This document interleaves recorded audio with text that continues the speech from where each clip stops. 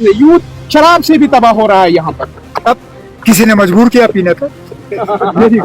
मजबूर किया नहीं, जब एक सेकंड, आप अपनी मर्जी से आप लोग दुकान में जा रहे हो, क्यों जा रहे हो? हम आपको घसीट के नहीं ले रहे हैं, हम इसकी एडवर्टाइजिंग नहीं कर रहे हैं, हमने इसकी तादाद नहीं बढ़ाई। अब आप गैर कानूनी नशा की बात कर रहे हो। उस अभियान के जरिए जो हो रहा है, जब वो यहाँ आएंगे आप पूछ लीजिएगा। मुझे लगता है 17 तारीख को शायद प्रोग्राम है यहाँ आने का, आप पूछ लीजिए। जी हाँ उमर साहब, आपने मजबूर नहीं किया कि आप शराब पियो। जी हाँ, आप घसीट कर उन्हें नहीं लेके जाते कि आप शराब पियो, लेकिन आपके सिस्टम ने, आपके तरीके ने नौजवानों को मजबूर कर दिया कि वो शराब पिए, क्योंकि आपने वादा किया था कि आपको नौकरी दी जाएगी, वो नहीं मिली है। क्योंकि आपने वादा किया था कि बिजली फ्री की जाएगी, वो नहीं हुई है।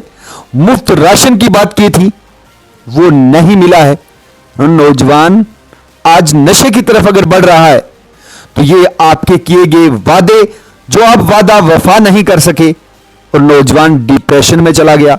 लेकिन अफसोस की बात है कि आपसे अगर मीडिया ने सवाल पूछा कि शराब से नौजवान है जो वहां भी है जो हालात खराब हो रहे, तो आपका ये रवैया, आपका ये जवाब जम्मू कश्मीर की आवाम को नहीं हजम होगा।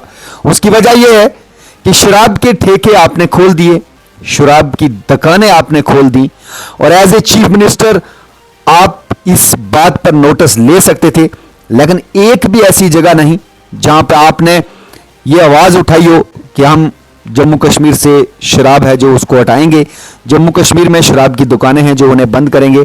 लेकिन आज आपका ये जवाब वो नौजवान जरूर देख रहे हैं जिनसे आपने नौकरी का वादा किया था, जिनसे आपने राशन फ्री की बात की थी, जिनसे आपने बिजली फ्री की बात की थी, जिनसे ना जाने इलेक्शन से कबल आपने क्या क्या वादे किए थे। आपके इन वादों में आकर नेशनल कॉन्फ्रेंस को भारी तादाद में जम्मू कश्मीर के लोगों ने वोट दिए। अब आपका यह रवैया शायद किसी के गले ना उतरे।